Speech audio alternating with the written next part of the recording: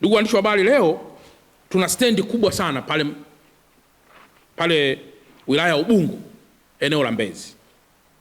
Stendi yetu ile imejengwa kwa zaidi ya bilioni 54.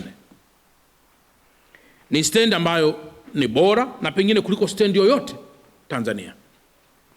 Ina uwezo wa kuchukua magari mengi kwa pamoja, lakini kwa bahati mbaya sana mabasi mengi hayako pale, yamekuja kuzagaa upande wa Shekilango na hii barabara ambayo inakuja mpaka Magomeni.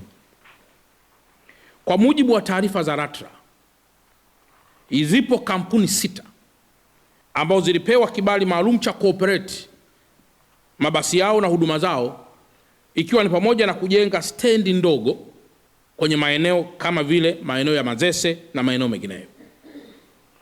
Kampuni hizi 6 zinaendelea na kazi yao, lakini kwa wengine wote hawana vibali ambavyo vinawataka cooperate stendi hizo nje na stendi ya Magufuli.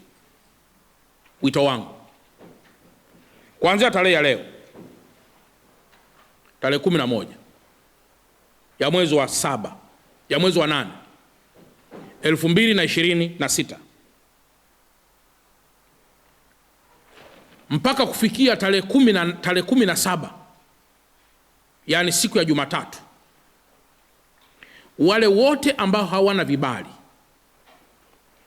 vya cooperate stendi zao katikati ya miji warudishe mabasi yao Ubungo.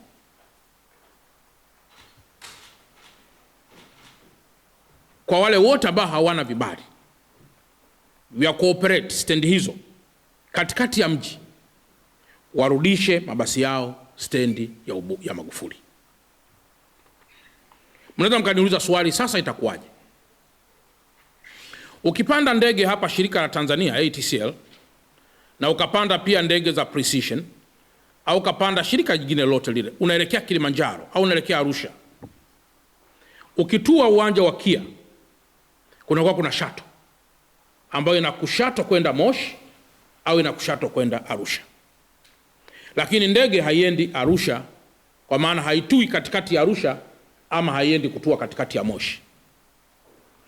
Kwa lugha nyepesi, mabasi haya yote makubwa yanapaswa kuwa na shuttle, kwa maana mabasi madogo madogo ambayo yatawachukua abiria wao kutoka stendi ya Magufuli kuwaingiza katikati ya mji kwenye stendi zao, kama sehemu ya huduma bora wanayoitarajia kuitoa kwa watu wao.